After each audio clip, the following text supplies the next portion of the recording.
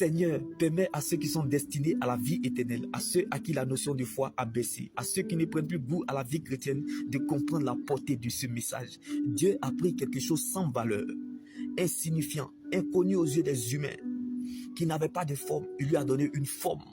David a appris à être rejeté, abandonné de tous, oublié par les siens, méprisé par les proches, soustrait et régné par la société. Mais cela ne l'a pas empêché de faire exister son Dieu. C'est pour cela, c'était fini pour David. Mais Dieu a augmenté le temps additionnel. Ne permet à aucune circonstance de la vie de voler ton adoration. Accepte ce qui est blessure de Dieu, mais refuse de perdre sa présence, car tu peux tout perdre sans avoir rien perdu, parce que tu demeures dans le véritable. Comme Isaïe fit passer 7 de ses enfants. Et le prophète Samuel lui dira, l'Éternel a choisi aucun d'eux. Alléluia. Tous tes fils sont-ils là?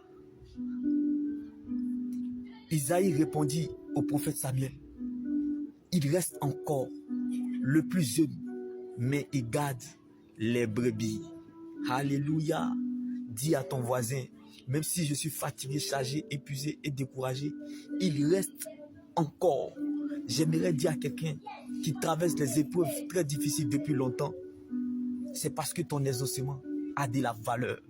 Alors ne regarde pas à ce qui s'arrête, ni à ce que tu as perdu, ni à ce qui est parti, mais vérifie bien ce qui reste. Car Dieu commence toujours avec le reste.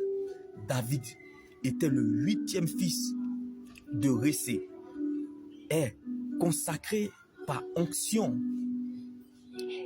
puis est devenu roi de Juda, ensuite roi d'Israël, avant d'être proclamé le Messie, c'est-à-dire oint de l'Éternel. Alors je déclare, en ce mois 8 août de l'année, que Dieu t'intronise là où tu ne pouvais jamais imaginer y avoir accès. Dans le nom puissant de Jésus, Dieu n'arrangera pas, mais il s'arrangera, non pas parce que tu as raison, mais parce que tu es sa raison, comme c'était fini pour David. Mais Dieu a augmenté le temps additionnel. Le diable attaque ce que tu ne vois pas, que tu ne pouvais jamais imaginer.